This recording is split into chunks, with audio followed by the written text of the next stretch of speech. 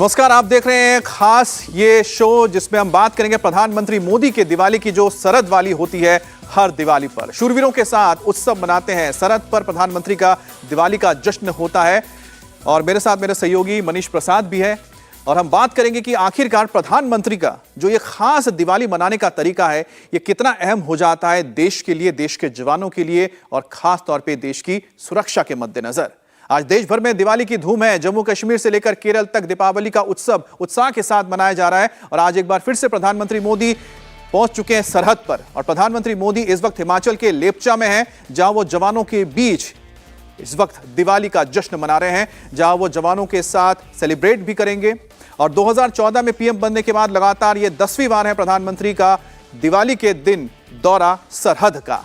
पिछले 10 साल में यह दूसरा मौका है जब वो हिमाचल प्रदेश में बॉर्डर पर पहुंचे हैं। और इसके पहले पीएम मोदी ने 2016 में हिमाचल के सिमदो में जवानों के साथ दिवाली मनाई थी। और आज एक बार फिर से प्रधानमंत्री मोदी जवानों के बीच है।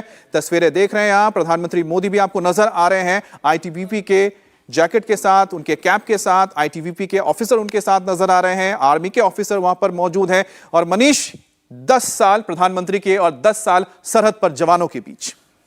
ये वाली दिवाली बिल्कुल खास है क्योंकि 2024 के इलेक्शन भी आने वाले हैं और एक सांकेतिक तौर पर ये लेपचा के बारे में हम आपको बता दें अमित कि ये लेपचा का जो इलाका है वो 3488 किलोमीटर में से 260 किलोमीटर जो हिमाचल प्रदेश है उसका एक इंपॉर्टेंट और बहुत ही अहम एरिया है। यहां से महज 3 से 4 किलोमीटर के डिस्टेंस पर लाइन ऑफ एक्चुअल कंट्रोल है, एरियल डिस्टेंस पर। जो टॉप सोर्सेज हैं आर्मी के, उन्होंने हमें बताया कि बहुत सोच समझ के हिस्टोरिक वैल्यू को देखते हुए इस इलाके को चुना गया है। उसकी वजह है आखिरी विलेज नहीं बल्कि प्रधानमंत्री के शब्दों में कहें तो ये पहला विलेज है, वाइब्रेंट विलेज है और यहां पर भारतीय सेना और आईटीबीपी का डिप्लॉयमेंट है।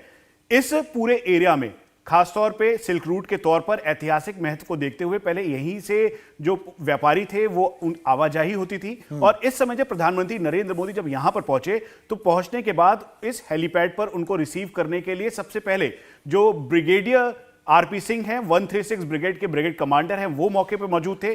कुमाऊं की पलटन के कमांडिंग ऑफिसर मौजूद थे। उसके साथ साथ चूंकि प्रधानमंत्री इस समय जो उनका अपैरल है वो आईटीबीपी का कॉम्बैट अपैरल है, राउंड कैप है और उन्होंने ग्लव्स पहन रखा है क्योंकि करीबन 12,000 की फीट की हाइट है। उसके अलावा तापमान में काफी गिरावट है, तो इसीलिए प्रधानमंत्री जैसे लेकिन मनीष, प्रधानमंत्री तो सियाचिन तक जा चुके हैं, लद्दाख के दौरे पे जा चुके हैं, तो उनके लिए मुझे लगता है कि वो भी आदी हो गए हैं कि उनको पता है कि आखिरकार ठंडा इलाका हो, कोई भी इलाका हो, वो जाने के लिए तैयार है। और ये सबसे अच्छी बात है मनीष कि पीस टाइम में वो जाते हैं। आमतौर पे आप देखिए कि जो आपको लीडर्स नजर आएंगे वो कब जाते हैं, जब जंग का माहौल है, सरहद पर कोई टेंशन है। लेकिन प्रधानमंत्री मोदी दिवाली जो उत्सव का मौका होता है, पीस टाइम होता है। देखिए 10 दिवालियां उनके सामने नजर है, हर पीस टाइम पे वो पहुंचे बॉर्डर पर। ये कितना इंपॉर्टेंट है? देखिए मैं इसे दूसरे तरीके से देखूंगा, मिलिट्री पॉइंट ऑफ व्यू से।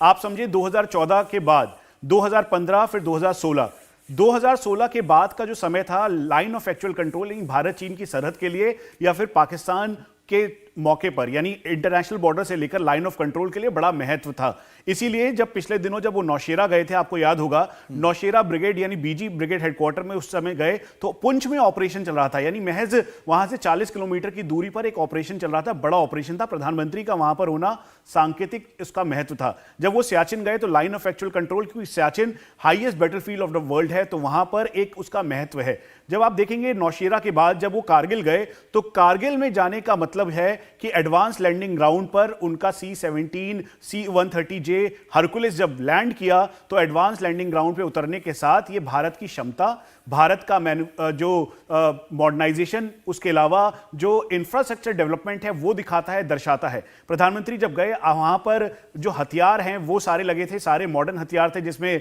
6 सॉर था, उसके अलावा एंटी ड्रोन टेक्नोलॉजी के रडार्स और साथ में वेपन्स मौजूद थे। और हमेशा बारीकी से उन ऑफिसर्स और जवानों से हमने कई बार कुल मिलाकर आप ये कहना चाहते हैं क्योंकि भले ही पीस टाइम हो लेकिन जो सरहद है, चाहे वो एलएसी हो एलओसी हो, वहां पर हमेशा कुछ ना कुछ आप कह सकते हैं कि एक टेंशन बना हुआ है। एलओसी पर अगर पाकिस्तान की ओर से लगातार इन्फिल्ट्रेशन होता है, फायरिंग होती है, तो एलएसी पर भी हमने देखा है किस तरह से चीन ने कोशिश की थी गलवान का, जिसको मैंने और आपने लद्दाख में जाकर रिपोर्ट भी किया था।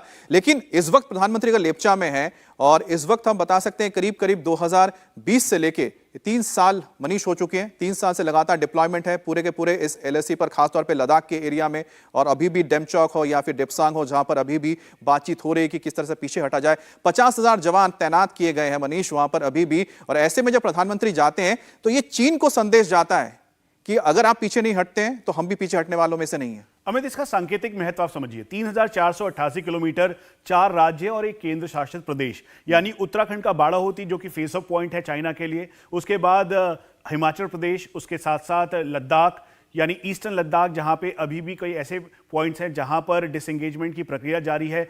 20 कमांडर लेवल टॉक्स हो चुके हैं। उसके बाद अरुणाचल प्रदेश और सिक्किम।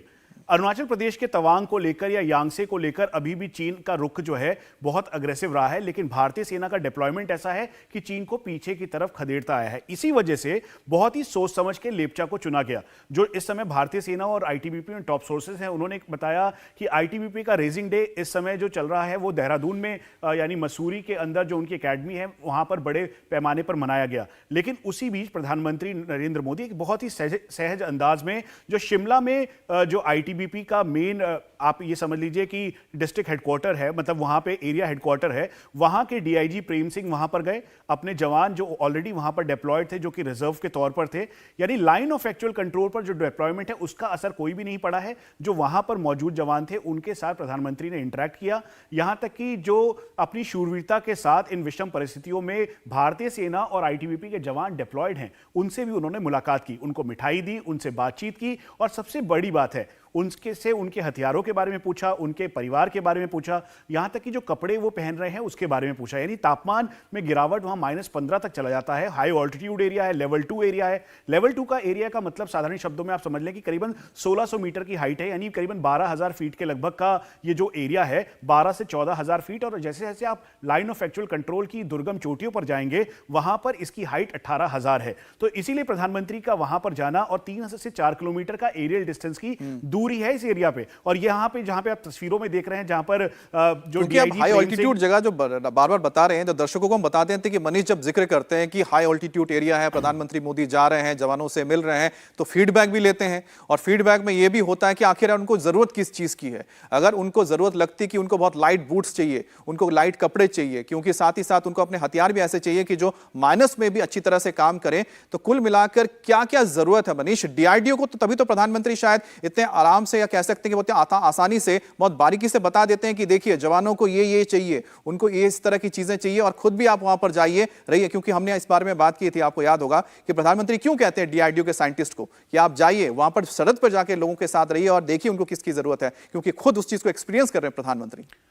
इसीलिए डीआरडीओ ने अपनी हाई ऑल्टीट्यूड लैब सेटअप की हैं, चाहे राशन हो या फिर वहां के जो डेमोग्राफी है उसके हिसाब से जो उपजों को उगाना या उसके साथ साथ जो चीजें मुहैया करवाना, उसी के लिए चाहे लेह में हाई ऑल्टीट्यूड लैब है इस समय, उसके अलावा हिमाचल प्रदेश में है, लद्दाख के 2 इलाकों में मौजूद हैं, तवांग और सिक्किम के अंदर जो हाई ऑल्टीट्यूड लैब्स हैं डीआरडीओ की, वो सेटअप हैं। एक और बात जो आप इस तस्वीरों में देखेंगे उसमें खास बात यह है कि जब आप देख रहे हैं कि डीआईजी प्रेम सिंह जो कि आईटीबीपी के डीआईजी वो आ रहे हैं, उनकी आप अगर अपैरल देखेंगे तो उसमें जो लाइट, जो अभी हाल ही के दिनों में इंडक्ट किए गए लाइट जैकेट्स हैं, वो उन्होंने पहना है। प्रधानमंत्री ने खुद भी लाइट जैकेट पहना है। इसका वेट करीबन 1 केजी तक मैक्सिमम या 800 ग्राम से लेकर 8 केजी है। उसके अलावा ये टेम्परेचर करीबन -20 से -25 लेयर के साथ सस्टेन कर सकता है। तो इसीलिए जो ये कपड़े इन्होंने पहने हैं, जैकेट्स पहनी हैं, ये बहुत खास है। प्रधानमंत्री के शूज आप देखेंगे तो ये शूज भी बहुत लाइट वेटेड हैं, करीबन 700 to 800 ग्राम्स के लगभग के ये शूज हैं। और इन शूज के साथ जो डीआईजी प्रेम सिंह है, उनके जो लेदर शूज हैं वो भी बहुत ही टेस्टेड एंड ट्रायल्ड है, यानी बढ़िया। मनीष देखिए यही पॉइंट है, बहुत अच्छी चीज आपने देखिए बताई दर्शकों को, क्योंकि हम यही बताना चाहते थे कि प्रधानमंत्री का दौरा किस तरह से जवानों की जिंदगी को बेहतर बनाता है। उसका एग्जांपल मनीष ने दिया कि लाइट वेट जूते, लाइट वेट कपड़े, उसी तरह से आर्मी को भी नया अपना कपड़ा मिला है। उसकी भी खासियत क्या मनीष से हम जानेंगे, जो पहने हुए नजर आ रहे हैं वहां पर जो ऑफिसर्स हैं। आज प्रधानमंत्री मोदी हिमाचल के लेप्चा में जवानों के बीच से सेवा पर तैनात आर्मी के जवान और जम्मू से लेकर पुलवामा तक मौजूद हमारे बीएसएफ के जवान, सीआरपीएफ के जवान, आईटीबीपी के जवान दिवाली का जश्न मना रहे हैं। फुलझड़ियां छोड़कर, दूसरों को मिठाई खिलाकर जवान दिवाली की खुशी मना रहे। तो जम्मू, पुंछ, नौशेरा, पुलवामा की तस्वीर आप देख रहे हैं, और सरहदी इलाका है और सरहदी इलाके पर जो बीएसएफ के जवान तैनात हैं, इसके अलावा सीआरपीएफ के जवान तैनात हैं। पुलवामा में अभी आप देख रहे हैं दिवाली मनाई जा रही है, दिए जलाए गए हैं, फुलझड़ियां जलाई गई है।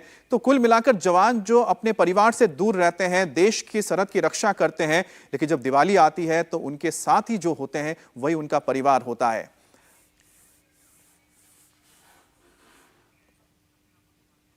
ये पुलवामा बहुत इंपॉर्टेंट है क्योंकि पुलवामा में इस समय ऑनगोइंग ऑपरेशंस भी है और जब ये दिवाली के दीप जल रहे थे तो एक टीम वहां पे ऑपरेशन कर रही थी ताकि एरिया को डोमिनेट करते हुए टेररिस्ट को न्यूट्रलाइज किया जाए। इसलिए जम्मू कश्मीर पुलिस के साथ पुलवामा के जो सीआरपीएफ की 182 और 183 यूनिट थी, उनके जो जवान थे वो एक्टिवली इसमें पार्टिसिपेट कर रहे थे ताकि पुलवामा को एक बार फिर से आतंक से पूरी तरीके से निजात दिलाया जाए और जो आतंकियों का जो इनपुट मिला था उनको न्यूट्रलाइज किया जाए। तो जिस समय ये दिया जला रहे थे तो दूसरे जवान वहां पर हमारे देश की रक्षा में पुलवामा में आतंकियों का सफाया भी कर रहे थे। मनीष, जैसा कि बता रहे हैं कि काम भी कर रहे हैं, ऑपरेशन भी कर रहे हैं, लेकिन साथ ही साथ दिवाली भी मना रहे हैं।